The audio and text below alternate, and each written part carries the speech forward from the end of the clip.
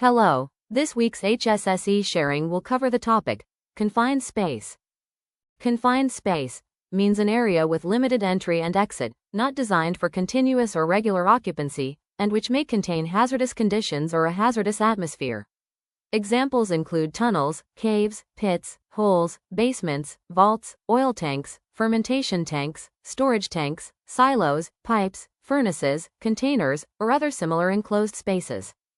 Hazardous condition means any condition or circumstance that may cause harm to a worker from performing a task, including the following: the presence of materials or substances that could engulf or bury a worker entering the space. Conditions in which a worker is at risk of exposure to a hazardous atmosphere. Conditions that could cause a worker to slip, fall, become trapped, or be confined within the space. Falls in confined spaces are a common hazard and are often severe due to the presence of additional risk factors within the space. Causes of falls: open pits or tank openings without covers, lack of guardrails or protective equipment, slippery surfaces, water, oil, algae, insufficient lighting, damaged ladders or equipment.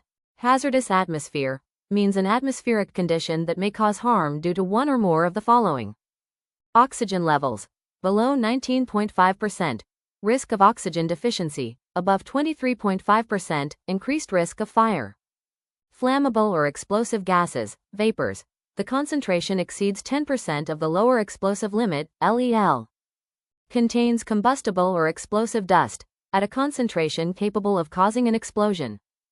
Contains chemical substances exceeding safety standards, may be toxic or harmful to the body. Before working in a confined space, the following actions must be carried out. Confined space permit. A work permit must be obtained from an authorized person in accordance with legal requirements.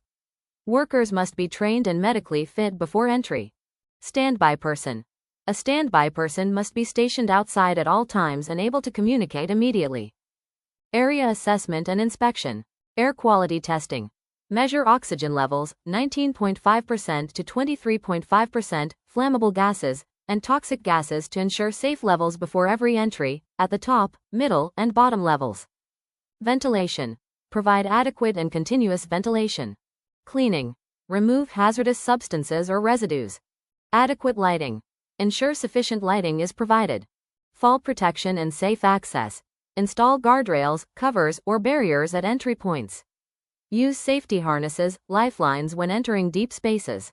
Provide stable ladders or access equipment and keep the area free from slippery surfaces or obstructions. Toolbox talk. Brief workers before starting work by explaining procedures, hazards, and preventive measures. See you again in HSSE sharing. Thank you.